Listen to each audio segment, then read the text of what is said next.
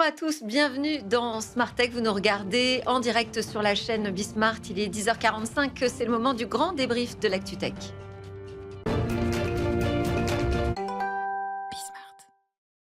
Et c'est parti pour ce grand débrief de l'Actu Tech. On est en direct, 10h45 sur la chaîne Bismart, comme tous les jeudis matins. Aujourd'hui, édition spéciale. On va être connecté avec le sommet international sur l'intelligence artificielle, sur l'impact de l'intelligence artificielle, puisque c'est son nom. Ça se passe en Inde, donc on sera en direct avec New Delhi et deux invités. Mais d'abord, je vous présente mes commentateurs en plateau avec qui on va donner un peu notre avis sur ce qui se passe là-bas et ce qu'on pense du déploiement de l'intelligence artificielle dans notre société. Autour de la table, donc Alain Garnier, le PDG de Jamespot, Alexandra Iteanu, avocate, et Julien Kopp, le responsable IA chez Deloitte. Bienvenue à tous les trois. Très heureuse de pouvoir discuter avec vous de ces sujets qui prennent de plus en plus d'ampleur. Est-ce que ce sommet, c'est un peu le nouveau Davos, finalement? Est-ce que ça va s'imposer comme un rendez-vous aussi important que ça? Et est-ce qu'on en est satisfait d'ailleurs de la tournure que ça prend? Mais je vous propose d'abord qu'on se connecte avec Luc Julia, notre expert en intelligence artificielle. Docteur Luc Julia, merci beaucoup d'être connecté également avec nous dans ce grand débrief spécial sommet sur l'IA. Qu'est-ce que vous en attendez, vous, Luc, d'un rendez-vous comme celui-ci? On commence à être un peu concret sur ces IA. Donc, on a compris depuis les 3 dernières années ce que c'était, ce que c'était pas, hein, puisqu'on a fait beaucoup de buzz autour des IA génératives en particulier. Oui. Et on a commencé à comprendre depuis juste cette dernière année, là, en 2025, qu'il y avait des applications intéressantes et qu'il fallait des sous et qu'il fallait des domaines un peu spécifiques pour que ça marche. Donc, j'attends toujours des sous. Les 109 milliards de l'année dernière, je ne sais pas trop où aller les chercher. J'ai frappé à plusieurs portes, je ne les ai pas trouvés. Et je pense que sur les 109 milliards, on me dit qu'il y a eu 6 milliards qui ont été débloqués, c'est peu. Et puis en plus des sous, de pouvoir, on parle beaucoup de souveraineté. Alors, je ne suis Oui. pas sûr que la souveraineté se fasse avec l'Inde, mais en tout cas, d'avoir des IA plus souveraines, hein, et des infrastructures plus souveraines, c'est certainement aussi ce dont il faut qu'on parle très bientôt. Parce que oui, on parle beaucoup de justement de créer peut-être un axe qui soit différent de celui des États-Unis et de la Chine, qui serait l'Europe avec l'Inde, pourquoi pas? Ça vous parle, ça? Ouais, enfin avec l'Inde, je ne sais pas encore, comme je viens de dire, c'est pas, quand on parle de souveraineté, on parlait surtout de souveraineté européenne. Donc, Oui. bon, créer des axes, c'est pas une mauvaise idée, hein. La réalité, c'est que l'Inde a quand même des capacités technologiques intéressantes, hein. Ils ont un bon nombre de gens très éduqués dans les domaines de l'informatique et donc de l'IA aussi. Donc, ça peut être intéressant. Maintenant, est-ce que c'est pas au dépend d'une vraie souveraineté européenne? Ça, c'est une autre histoire. Donc, c'est bien de se démarquer des US, surtout en ce moment, et de la Chine et de l'Asie. Donc c'est pas une mauvaise idée. Maintenant, encore une fois, c'est pas exactement ce que moi j'aurais appelé souverain dans l'optique d'une souveraineté européenne. Il faut peut-être commencer par chez nous finalement. Mais l'année dernière, ce sommet sur l'IA, il était justement sous le signe de l'action. C'était le sommet pour l'action. Là, on nous parle d'un sommet qui est sous le signe de l'impact. Ça voudrait dire qu'on serait donc déjà passé à l'action. Vous nous dites, bon, moi, j'ai pas tellement vu. Et qu'on s'intéresse à l'impact. Est-ce qu'on risque de tomber dans un peu du washing autour de l'IA aujourd'hui? Ou au contraire, vous dites, c'est bien, on met vraiment les problématiques sur la table assez tôt? Ouais. Bon, ça fait longtemps qu'on fait du washing, hein, ça c'est clair que ça fait 3 ans qu'on fait du washing. L'action l'année dernière, c'était de proposer des sous. Donc, il y a eu la proposition des sous. Maintenant, comme j'ai dit, on n'a pas vu vraiment ces sous à l'action, mais bon, il y a eu des sous proposés. Par contre, ce qu'on a vu dans l'année, on a vu de l'action dans le sens où, comme j'ai dit, on a vu des déploiements. Mm. On voit des déploiements dans des domaines particuliers, et donc ça, c'est plutôt une bonne nouvelle. Donc, on est vraiment maintenant effectivement dans la compréhension de ces actions, la compréhension de comment ça marche vraiment et comment ça marche pas. C'est-à-dire que l'année 2025, bon 2024 un peu, mais 2025 nous a permis de comprendre ce que c'était pas aussi l'IA.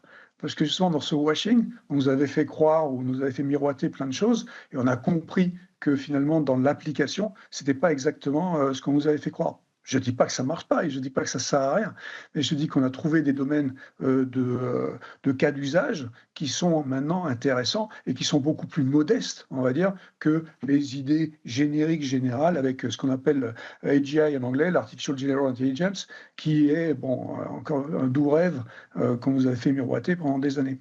Alors, je pense qu'effectivement, on a peut-être gagné un peu en maturité pour ceux qui s'intéressent au sujet, peut-être aussi dans les entreprises qui commencent à vraiment voir ce que ça donne en termes de cas d'usage. Je suis pas sûre que dans la société, auprès des citoyens, ce soit tellement le cas que tout le monde ait bien compris les limites de l'IA. Moi, ça m'inquiète un peu.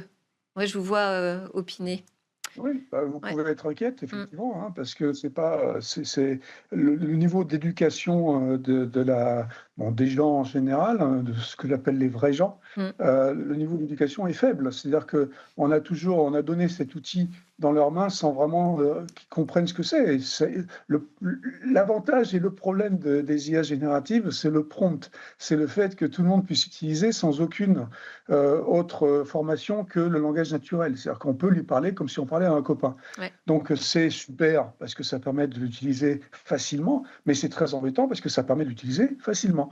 Et donc du coup, on peut faire n'importe quoi avec et c'est vrai qu'il y a beaucoup de gens qui font n'importe quoi avec. Donc il faudrait qu'il y ait une prise de conscience que, c'est pas magique et expliquer que, c'est pas un copain, que c'est pas, l'anthropomorphie, poussée à son extrême tel qu'on peut, y croire. C'est pas, mon psy, c'est pas mon copain, c'est pas et donc ça, on n'a pas encore tout à fait bien compris dans la société, ce que c'était, ce que c'était pas. Donc il y a un problème, alors je ne parle pas d'une éducation à l'école, hein, parce que de toute façon, c'est trop tard pour plein de gens, mais une éducation, juste dans les entreprises, et puis une éducation, en général dans les médias Et dans les pour médias. qu'on Ouais. on puisse dire ce que c'est et ce que c'est pas. Absolument. Merci beaucoup, Luc Julia, pour vos éclairages. Je pense que je vais vous libérer. On va faire un petit tour de table, nous, et ensuite on va partir à New Delhi. Merci encore. Merci. Oui, alors peut-être une réaction déjà au paysage que plante Luc Julia hein, sur ce qu'on attend de ce sommet. Oui, Oui, je alors, vois on se distribue la parole. Bon, très bien, Alain. merci Alain. Et effectivement, je pense qu'il y a un sujet d'acculturation et d'éducation, ça a été remonté, et là on a énormément de travail à faire. Après, je pense qu'il y a quand même des actions qui ont été mises en œuvre dans les grandes entreprises, dans les PME, les ETI. Aujourd'hui, une PME ETI sur 3 utilise déjà l'IA et l'IA générative. Je trouve que c'est quand même quelque chose dont on peut aussi se féliciter avec de l'impact. Donc oui, un bilan sur les fonds et les investissements, peut-être pas aussi bon que prévu, mais d'un autre côté aussi des aspects positifs. Alexandra. Nous, on voit quand même qu'effectivement, tout le monde commence à l'utiliser dans les entreprises, mais il y a quand même une question qu'on nous pose souvent, c'est laquelle choisir. Ils veulent tous choisir une IA souveraine, mais encore une fois, on parlait de souveraineté. Qu'est-ce que c'est la souveraineté aujourd'hui ? Il n'y a pas de définition légale, c'est surtout une définition politique. Et quand on va en Inde, c'est pas pour la souveraineté, je pense, c'est plutôt pour des questions de dépendance, dépendance aux États-Unis ou à la Chine. Et donc, on essaye de sortir de cette dépendance. Ça, c'est un peu différent de la souveraineté. Mais c'est vrai qu'aujourd'hui, on sent que les gens ont envie de choisir des IA souveraines et les gens qui développent ces IA ont envie de bien faire. On n'a pas de cadre qui est encore totalement clair, notamment avec l'AI Act qui n'est pas totalement entré en application aujourd'hui. Donc, il y a quand même cette volonté d'y aller, il y a cette volonté de bien faire en France et en Europe, mais je trouve que les lignes directrices sont pas très claires, même pour nous, professionnels du droit, quoi. Ouais. Et c'est peut-être parce que l'écosystème, c'est pas encore bien rassemblé, consolidé aussi. Je sais pas, Alain. Bah, pour poursuivre, moi je trouve que justement, au contraire, je trouve que les gens utilisent plutôt bien l'IA.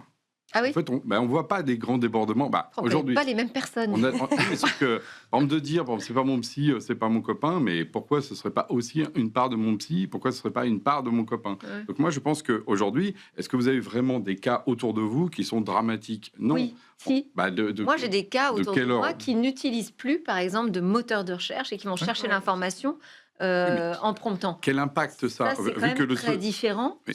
Vu que le sommet, c'est sur l'impact, quel impact ça a, effectivement, d'avoir des informations assez fausses, plutôt fausses ou très justes, qui viennent de Google, qui est aussi un moteur qui donne des publicités, par exemple, c'est tout à fait discutable par rapport au fait qu'on va avoir un moteur qui est différent, qui sera peut-être approximatif, mais enfin qui sera peut-être moins marchand aujourd'hui, mais il peut le devenir demain, d'ailleurs on le voit avec OpenAI. Non mais justement, il est en train d'aller vers ça, mais aujourd'hui il ne l'est pas. Enfin, moi je pense que les gens ne sont pas justement des enfants, ils s'en servent plutôt, moi je trouve, de manière cohérente. Et dans l'entreprise, ils font très attention, comme le dit Alexandra, d'ailleurs, et à la fois par rapport aux emplois, aux process. Moi, je vois partout où on va déployer ça, les gens sont très en conscience de ce qu'ils font. Oui, ça c'est vrai. Et deux, alors sur la souveraineté, alors pourquoi est-ce qu'effectivement on n'a pas une réponse claire? Ça vient aussi d'en haut, hein. C'est que, comme tu l'as dit, il n'y a pas de définition de la souveraineté. Et quand on veut donner une définition de la souveraineté au niveau français, on dit oui, mais c'est souverain, mais bon, s'il y a de l'américain dedans, c'est quand même souverain. Non. Donc en fait, le problème aussi, c'est que là, nos dirigeants n'ont pas des positions suffisamment claires et suffisamment affirmées, parce que la souveraineté européenne reste encore timide, en fait, au niveau des politiques. Alors, on va passer, allez, on part à New Delhi, ça vous va? Ouais. Plaisir. Où nous attend, je sais pas, hein, il est très occupé, mais en tout cas, où nous accorde un peu de son temps. David Lacomblède, le président de la Villa Numéris. Bonjour David. Et je vois que vous êtes en bonne compagnie, vous êtes avec Marion Carré. Bonjour Delphine. Ask Mona. Bonjour Marion. Alors, vous êtes bien arrivé, pas de problème d'entrée, d'accès, tout s'est bien passé pour vous? Alors, on ne va pas revenir immédiatement sur les problèmes d'accès. Donc, il y en a eu. Sommet d'IA, souvenez-vous de celui de Paris et à New Delhi, avec 50 000 personnes qui arrivent d'un coup d'un seul, 80 pays représentés, surtout 20 chefs d'État. Ça met tout le monde effectivement sous tension. Mais dans une grande ville, on retrouve assez rapidement tous ceux que l'on connaît et qu'on a envie de voir, dont Marion Carré, que vous connaissez, la fondatrice et dirigeante de Ask Mona, qui est une solution qui développe des agents conversationnels permettant aux institutions culturelles d'établir un lien direct et personnalisé avec les visiteurs. Bonjour Marion. David fait la présentation on de va Marion, peut-être c'est enchaîner. super. Mais Marion est invitée, vous savez, dans Smartech, donc on connaît bien Marion de Ask Mona. Là, il y a un petit décalage horaire avec nous, donc pour vous, c'est l'après-midi. Qu'est-ce que vous attendez de cette journée, qui est quand même la journée où, avec Emmanuel Macron, enfin, c'est une journée chef d'État, quoi, c'est une journée importante ce jeudi. Effectivement, c'est un des points forts du sommet qui, à un moment, on a eu cet exercice ce matin où chacun partage sa vision. Quel lien on veut. Donc on a eu à la fois les adresses du Premier ministre Modi, du président Macron et aussi du personne à la tête de Big Tech. Et c'est assez intéressant de voir cette espèce de grand oral, on va dire, des visions, des espoirs vis-à-vis de l'intelligence artificielle, avec ce pont entre la France et l'Inde pour tenter de bâtir une troisième voie de l'IA responsable. Et ça vous semble prendre un aspect tangible, parce qu'on parle beaucoup de ce thème du sommet mondial qui est autour de l'impact, avec la volonté de faire ressortir des actions concrètes, quelque chose de très tangible. Est-ce que ce que vous voyez, ce que vous entendez, vous dites ah oui, effectivement, là on est sur un sommet intéressant où derrière il va en ressortir des actions tangibles? Alors je pense que pour ça temps joue toujours pour voir qu'est-ce qui en ressort exactement. Mais ici, sur place, on voit déjà beaucoup de choses très concrètes, avec aussi le volet expo du sommet, un peu comme ce qu'on avait l'an dernier au Grand Palais, mais à une échelle complètement différente. On a à la fois les classiques, on va dire, grandes compagnies globalisées qui présentent des solutions, mais aussi des innovateurs indiens qui présentent leurs solutions autour de ces trois grands sutras, People, Planet et Progress. Ouais. Là où d'habitude on voit plutôt des secteurs, ici c'est vraiment ces trois piliers, avec des solutions qui cherchent à proposer des clés pour ces trois grands enjeux. Et David, qu'est-ce que vous êtes venu défendre, vous, avec la Villa Numéris? C'est bien, parce que Marion s'est déjà mis à la grammaire indienne en parlant des sutras, donc les piliers. Et effectivement, il faut bien voir que l'Inde n'est plus seulement un bureau d'assistance informatique du monde, mais en train de se constituer un véritable laboratoire d'excellence, et qu'elle offre un véritable vertige avec 3 chiffres pour bien comprendre. C'est 1,5 milliard d'habitants. Ça sera le pays le plus peuplé au monde à la fin du XXIe siècle. Un habitant sur 2 a moins de 25 ans. Il ne faut pas faire beaucoup d'études pour le constater. Il suffit de sortir dans la rue. Ouais. Et on est sur un taux de croissance prévu cette année de 8%. Et donc, quand Marion parle effectivement de troisième voie, c'est une issue entre les deux puissances numériques efficientes que sont la Chine et les États-Unis, même si ce sommet de l'IA est avant tout un sommet des pays émergents auquel la France est invitée.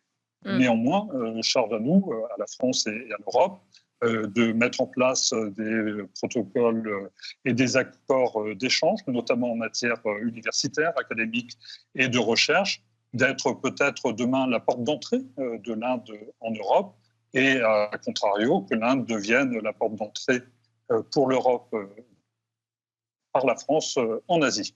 Je vous posais la question de ce que vous êtes venus défendre. Qu'est-ce que vous venez faire tous les deux là en Inde? Quel est votre objectif? Alors, pour la Villa Numéris, nous sommes arrivés depuis dimanche avec une délégation d'une quinzaine d'entrepreneurs et investisseurs soucieux et curieux de comprendre comment cela fonctionne, comment sont les écosystèmes, et se sont rendus compte que quand ils rencontraient des entrepreneurs indiens, c'était avant tout des entrepreneurs avec les mêmes difficultés que ceux que l'on peut avoir sous nos latitudes, Eh oui. et avant tout celle d'investissement pour pouvoir développer. Et donc, très clairement, on était dans cette compréhension. Alors, d'autant plus facile qu'elle est quand même grandement aidée par une certaine forme de générosité, de dynamisme également, et d'optimisme qu'on n'a pas forcément sur notre continent. Et donc, tout de suite, ça rebooste. Vous avez une question à leur poser, peut-être, qui sont sur place Alain? Moi, j'ai une question justement par rapport à la présence américaine. Quel est le rapport justement de cette souveraineté indienne par rapport aux deux blocs auxquels ils font face? Quel est leur modèle en fait? Est-ce qu'ils sont dans le modèle du Go, des échecs, ou justement d'un jeu plus local indien? D'autant qu'ils sont très très présents quand même. On a tous les grands noms de l'IA américaine qui sont là-bas. Microsoft a 10 000 ingénieurs qui développent du produit. Alors, je vais répondre par la Chine, puisqu'il y a une proximité géographique et une sorte d'antagonisme historique. Et il n'est pas bon d'imaginer, en tout cas dans les débats, qu'il puisse y avoir demain des alliances. En réalité, on est plus proche d'un antagonisme, comme on peut le connaître en Europe, entre la France et la Grande-Bretagne. Néanmoins, il y a une volonté d'affirmer une indépendance, et y compris en matière technologique, avec un pari sur l'intelligence artificielle qui n'est pas encore gagné parce qu'il nécessite des moyens en investissement, mais aussi de l'énergie. Et l'Inde étant dans une grande dépendance énergétique, veut se retirer un peu du joug russe également. C'est pour ça qu'elle a... Oh là, ça devient compliqué là, la liaison avec New Delhi. Oui. Pour devenir le leader de l'hydrogène, par exemple. David, on a un problème de connexion. Là, il y a un absent de langage. On a investi pour pouvoir représenter à ce sommet un certain nombre de solutions. Et depuis on investi. D'accord, j'en suis désolé. Ouais, David, on comprend la moitié des mots. Du coup, c'est un peu. On doit essayer de deviner la pensée de David Lacomblette, ce qui n'est pas facile. Merci beaucoup à tous les deux. On vous laisse d'ailleurs repartir sur cet événement. J'imagine que vous avez beaucoup à faire. Merci David Lacomblette. Merci Marion Carré de Ask Mona. Moi, je voulais justement interroger aussi la question, parce qu'on parle des axes. OK, mais il y a aussi les choix technologiques. En Europe, on nous dit qu'une façon d'atteindre cette souveraineté, c'est de passer par l'open source. Visiblement, l'Inde fait aussi ce choix. Donc, quelle place va avoir? Je ne l'ai pas vu, moi, dans les discussions et les conférences là-bas. Je l'ai pas vu comme quelque chose de fort. Pourtant, on nous dit aujourd'hui que la souveraineté, pour les pays qui doivent faire du rattrapage, passe par l'open source. Il y a certains thèmes qui sont abordés dans l'open source et je voudrais aussi partager qu'à ce titre-là, il y a d'autres aspects. Ça commence par les infrastructures. On parle souvent de souveraineté. Ouais. On parle de souveraineté de l'IA. Alors ça revient aussi à la souveraineté du cloud, la souveraineté de la data. Et on top of that, on a l'IA. Ouais. Et donc aujourd'hui, je voulais aussi partager, ça a été évoqué tout à l'heure, que depuis 12 mois, on a beaucoup plus de demandes de tous nos clients qui reviennent sur des questions de souveraineté. Souveraineté, c'est un drapeau, mais c'est pas que ça. C'est vrai que dans la définition qui n'existe pas, c'est d'abord aussi pour nous une question de capacité à contrôler contrôler, superviser, monitorer toutes ces opérations et savoir faire de la réversibilité entre différents providers, entre différentes solutions. Et donc évidemment, là, il y a un jeu. Les Américains ont implanté un certain nombre de drapeaux sur le cloud, la data, l'IA, mais nos clients aujourd'hui reviennent à ça. Et dans le sommet, l'Inde se positionne aussi parce qu'elle a un multi-alignement entre ces différentes plaques et acteurs. Et nous, on a un peu plus d'une centaine de milliers de collaborateurs en Inde.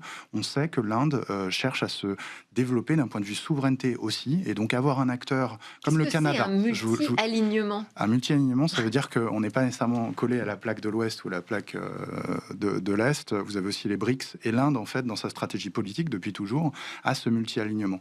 En se rapprochant d'eux, on s'ouvre un petit peu plus de portes, et je voulais partager aussi que dans les discussions que nous, on observe, il y a l'Inde, il y a la France, il y a aussi le Canada, qui est en lien avec ce qui se passe aujourd'hui aux États-Unis, s'interroge beaucoup sur les questions de souveraineté et de se découpler, en fait, des géants américains. Donc tout ça, c'est des aspects assez intéressants qui vont être abordés. Et sur la partie impact environnemental, c'est un peu compliqué, je trouve, en fait, de mettre un sommet sous cette bannière de l'impact, parce que ça va être forcément déceptif. Enfin, je ne sais pas ce que vous en pensez. On ne peut pas prôner une accélération dans l'IA. Aujourd'hui, le problème de l'IA, c'est que comme c'était un nouvel usage, il vient s'ajouter, en fait. Donc, il dépense de l'énergie en plus. C'est ça. Et donc, selon que les pays sont déjà plus ou moins vertueux, ça fait que, justement, au contraire, aggraver, là, on l'a dit pour l'Inde, ils ont un problème énergétique. C'est moins le cas, par exemple, de la plaque européenne. Il ne faut pas oublier qu'on est, nous, par exemple, aujourd'hui, d'ailleurs, on est dans une trajectoire. Alors, parce qu'on n'a pas assez décarboné les voitures, il faut aussi, c'est pas que pour un truc sympa, mais n'empêche qu'on a de l'électricité en trop qui nous permet d'être compétitifs sur l'IA. Donc effectivement, de toute façon, vu d'un point de vue purement bilanciel, l'IA sur les 5 à 10 prochaines années va être déceptif parce qu'il va se rajouter. Vu comme ça, il est forcément négatif. Mais après, le truc, c'est qu'en parallèle, il y a d'autres usages qui peuvent aussi être diminués. Donc en fait, c'est comme ça qu'on peut aussi se dire, et que si l'augmentation est de 5%... C'est des externalités positives, en fait. D'une part, mais aussi parce que, par exemple, on l'a vu quand il y a eu le moment du Covid, on peut avoir des vrais changements d'éléments par exemple, d'attitude qui sont beaucoup plus importants. Aujourd'hui, là, on parle du numérique, évidemment, parce qu'on a une émission numérique, mais en vrai, il faudrait mieux arrêter de manger de la viande. Par exemple, ça aura un impact mais qui est incommensurable par rapport à la question de savoir s'il faut mettre 2 data centers ou 3. Je suis moins experte dans ce domaine. Voilà. On parle assez rarement aussi, finalement, des externalités positives. Vous avez des grands industriels qui réussissent à réduire, grâce à l'IA, leur consommation d'électricité de manière assez importante sur les fours, notamment les fours industriels. Ça, on en parle rarement. On parle que de la consommation de l'IA. Ou piloter l'électricité dans les villes. On nous dit toute la partie Smart City aussi. Et là, vous avez Schneider Electric qui fait partie du sommet, qui est un leader dans la gestion de l'énergie. On a aussi ça pour nous en France. Il serait intéressant aussi de regarder ce qu'on arrive à faire avec l'IA. Je sais par exemple que certains grands industriels aussi ont gagné de l'ordre de 40 à 50% de leur consommation sur le nettoyage de filtres en capture de CO2. Donc voilà, on arrive à l'environnement et on arrive à gagner sur l'eau qu'on utilise. On n'en parle jamais. Pourquoi ? Parce que parfois c'est même un avantage concurrentiel pour certains de ces industriels.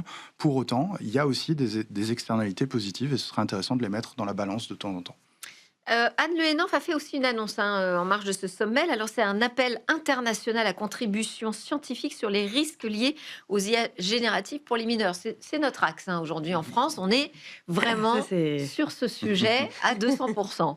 J'ai juste fait une petite recherche justement en Inde. Il y a une loi qui va être appliquée demain, le 20 février, pour justement imposer aux grandes plateformes de retirer les contenus d'IA générative, notamment les deepfakes, sous 3 heures. D'accord. Donc c'est quand même super rapide. On peut quand même prendre l'exemple de ce pays sur ça. Ils n'ont pas encore d'AI Act à eux, il faut le dire quand même. Et d'ailleurs, c'est quelque chose qui est étonnant, c'est que je trouve que vraiment la régulation, alors je prêche un peu ma paroisse, mais elle n'est pas du tout évoquée lors de ce sommet. On parle quand même de progrès. Quand on parle de progrès, c'est le fait d'améliorer la vie des gens, la démocratie, etc. Ça passe quand même par un minimum de régulation, parce que tous ces gens là-bas, ils ne sont pas là pour penser démocratie, mine de rien, ils sont là, c'est ce qu'on disait tout à l'heure, pour chercher des sous, quoi. Bah oui. Donc il faut quand même un cadre. Alors on nous parle de normes souples, de droits souples là-bas, mais comment est-ce que ça va s'imbriquer avec notre AI Act qui est toujours pas adopté ? Est-ce que l'Inde va adopter aussi une réglementation ? Comment est-ce que tout ça va s'imbriquer ? Aujourd'hui, encore une fois, on n'a pas trop Ouais. de... Je parlais justement du fait que peut-être ça pourrait devenir une sorte de Davos, mais du coup avec ses travers aussi. C'est-à-dire que est-ce que ça risque de devenir un rendez-vous où finalement les géants du business viennent se serrer la Oui, c'est main, ça. s'auto-congratulent, se glorifient, et le politique finalement n'a pratiquement plus la parole. Mm. En tout cas, plus de pouvoir d'action.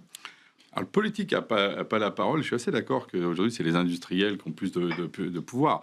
Il faut voir, par exemple, là, il y a aussi quelque chose qui est arrivé, je crois que c'est hier. Google a prêté pour la première fois des obligations à 100 ans. Ouais. Aujourd'hui, on ne fait même pas confiance à un État à cette dimension-là. Donc, il faut quand même voir aussi que, pour moi, c'est un marqueur fort. Hein. C'est 100 années. C'est fou. C'est-à-dire qu'en fait, voilà, les prêteurs seront remboursés dans 100 ans. Hein, c'est en 2100 ans. Mais par contre, il y a aussi un truc qui s'appelle les gens. On parlait des vrais gens. Mm. Et les vrais gens, ils ont aussi des vrais problèmes. Et par exemple, pour parler de troisième voie, c'est que dans l'Inde, je ne sais pas si vous savez, il y a plus de 224 langues, je crois, dont 22 officielles. Okay. Or, les fameuses voix, soit américaines, soit chinoises, ramènent la question culturelle à finalement une bataille de qui va gagner. Et finalement, si c'est l'anglais qui gagne, c'est bien. Mm. Bon. Et cette bataille de la diversité, celle-là, de toute façon, elle sera irréductible. À un moment donné, il y a aussi des gens qui ont une culture et qui vont vouloir protéger. Donc, je pense que quand les politiques prennent pas assez, alors régulation d'une manière ou d'une autre, mais moi, je dirais plutôt déjà ouvrir la diversité culturelle. Se réguler, interdire, c'est une chose, mais déjà ouvrir aussi, par exemple. Mais réguler, attention, je défends l'avocat. C'est pas forcément interdire. Oui, totalement. Non, C'est mais tout à aussi- fait. C'est protéger. C'est aussi protéger. Et donc, Donner un sens. Et donc, par exemple, sûr. ouais, mais on parle souvent d'interdiction quand on regarde. Si on regarde l'IA Act, ce qui en est ressorti, c'est les interdictions dans les trucs qui, justement, font peur aux enfants. Ouais. Bah, Ouais, en tout c'est cas, une approche par le risque, Ouais. ça c'est vrai. c'est une approche par le risque. Alors que ce que je dis, c'est que là, par exemple, on a quelque chose de très profond qui est, et l'Inde, pour moi, est vraiment un terrain d'expérimentation incroyable, c'est que pour l'IA, il y a besoin de beaucoup de données. Ils ont beaucoup de langues, donc à un moment donné, ils ont besoin de défendre aussi ça. Et c'est aussi cette diversité, moi je pense, culturelle et humaine qu'on peut attendre de ces évolutions. Et là, ce sera du progrès. Parce que sinon, si on finit tous par parler juste un anglais, un franglish mondialisé, est-ce que c'est ça le sens de l'humanité? Là, il y a un appauvrissement culturel. Moi, en tout Absolument. cas, je pense qu'un des impacts très profonds dont on n'a pas parlé, c'est celui-là. Juste le progrès. Il y a un penseur qui s'appelle Roger Poldroy qui dit que le progrès est relatif. C'est-à-dire qu'on n'a pas la même vision du progrès quand on est le dirigeant de Meta et quand on est un fournisseur en Inde, quoi. Donc comment est-ce qu'on définit aussi le progrès? Je reviens sur la définition, mais encore une fois, je pense qu'on a besoin de se mettre d'accord un moment sur des limites, ce qu'on peut faire et ce qu'on ne peut pas faire, pour justement définir ce qu'est le progrès au sens... Mais moi, si Longtemps. j'avais fait un sommet sur l'impact de l'IA aussi, j'aurais parlé de la question de la surveillance. Totalement. Avec les objets connectés qui sont désormais équipés d'intelligence artificielle. Oui. Alors, c'est des sujets qui ne sont pas abordés publiquement, mais qui sont abordés au sommet. Il y a quand même énormément. On a vendu quelques avions qui contiennent de plus en plus d'IA. On a évidemment les questions de la surveillance, avec encore une fois ces différents acteurs qui se positionnent. Des questions qui reviennent. Moi, je crois que la protection de l'enfance, c'est quelque chose qui évolue beaucoup aussi. Vous savez, aux États-Unis, ce qu'on est en train de faire, on a perquisitionné des bureaux au niveau de X. Ça crée des tensions et ça nous explique qu'on n'a pas à faire ça. On revient à la base et à du bon sens en disant pardonnez-moi, mais créer des deepfakes pédocriminels, on va quand même aller chercher ces aspects-là.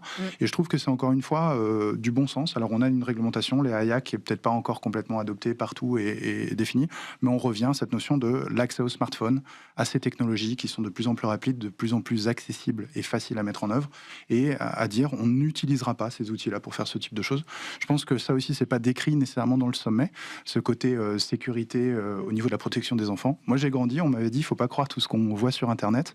Aujourd'hui, il faut continuer à dire aux enfants, l'esprit critique, ne pas croire tout ce qu'on voit sur les devices. Voilà. Merci beaucoup à tous les trois. Alain Garnier, PDG de Jamespot, Alexandra Iteanu, avocate spécialiste en data, cyber et numérique, Julien Kopp, responsable IA chez Deloitte. Et puis merci à tous ceux qui étaient connectés avec nous à distance et à vous qui nous suivez sur la chaîne Bismart. Je vous donne rendez-vous évidemment jeudi prochain à 10h45 pour un nouveau direct de décryptage de l'actu.